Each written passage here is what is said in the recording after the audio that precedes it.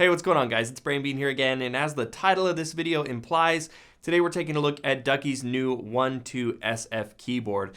For those of you that aren't sure what that means, SF just means 65%, whereas the Mini is a 60% keyboard.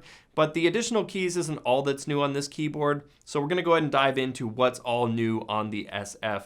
Before we get into it, though, I do want to let you guys know that I do have an extra one of these to give away to one of my subscribers.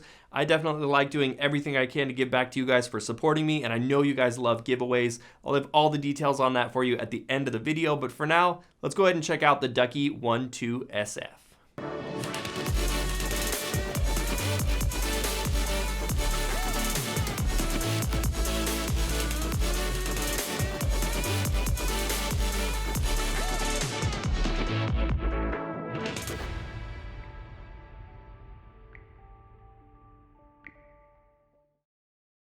So starting as always with construction and design. Now for those of you that are familiar with the Ducky 1-2 Mini, there's going to be a lot of similarities here, and as you can even just see from the construction of the keyboard, it still uses that nice two-toned white and black casing around the keyboard. It's still got as minimalistic of a footprint as you can with those nice slim bezels, which is what we saw with the Mini.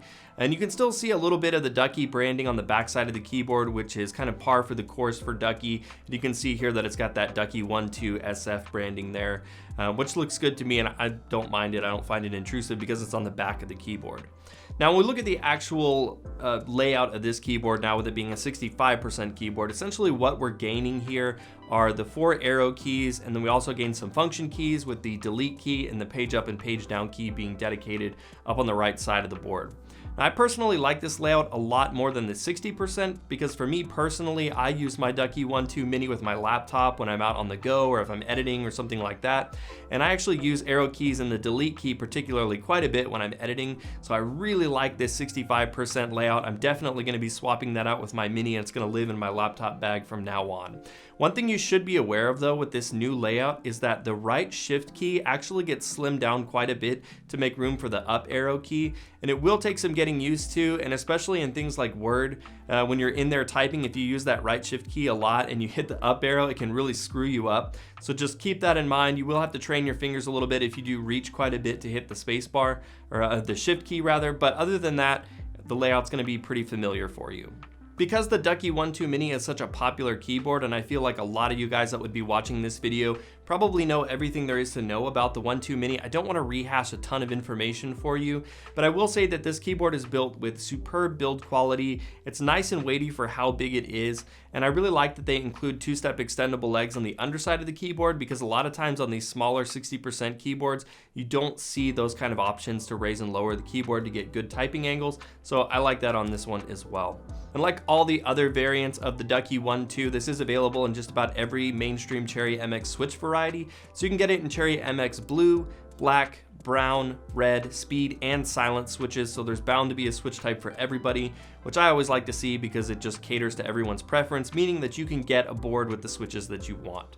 And I feel like at this point, Cherry MX switch's reputation sort of speaks for itself. I mean, they might not be the very best switches out there, and they do have a little bit more key wobble than something like box switches, but in terms of a stock switch that you can get on a keyboard, the Cherry MX switches are super solid, great quality switches.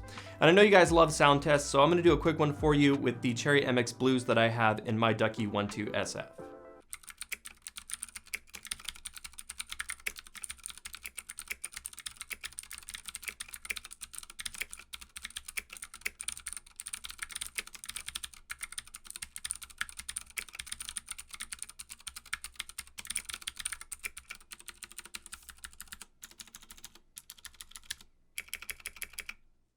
And like all 1-2 variants, these are double shot PBT keycaps. They've got a nice clean font to them, and all the secondary characters are nicely illuminated. And these are shine through keycaps, which is good because this keyboard has double bright LEDs in it for super bright RGB. And of course, it has that white backplate under the switches to really help reflect more of that light up at the user. And one thing I like particularly about the RGBs in the SF, as opposed to what we got with the Mini, was on the Mini, we only had a single LED in the switch, whereas something like the Ducky Shine 7 has 3 LEDs in the spacebar to really fully permeate custom space bars, or something like the Year of the Dog or Year of the Pig space bar. And so the Mini really couldn't take advantage of that. But on the SF, we see that they included those extra LEDs, which I think is a big improvement overall and really fully illuminates those custom space bars.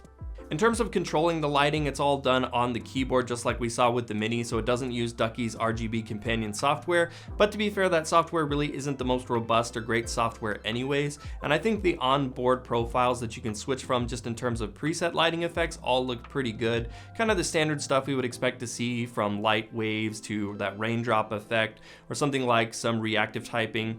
You can create more custom profiles, but this is going to take quite a bit of work because you do have to go through and individually program individual keys, which can be kind of tedious, but that is something you can do if you really want to dive into that. Now, also like the 1.2 Mini, you do have the ability to use this small keyboard like you would a full-size keyboard thanks to different combinations of function keys. And you can see all those different functions printed on the sides of the keycaps. Now, one thing to keep in mind here too with the side printed keycaps is that it does make it a little bit more difficult if you want to pick up some aftermarket keycaps for this, because you're going to lose that side printed keycap there, so you're going to basically not know what those commands are unless you memorize it or keep the quick start guide handy. And again, like the other 1.2 variants, you do have dip switches underneath the keyboard, and you can use these to change the location of your Windows key or your function key. Also use it to disable those keys as well if that's something you want to do.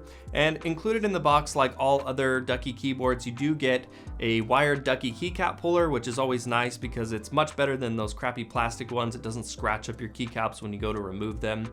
I also like that they always include a random set of colored PVT double shot keycaps.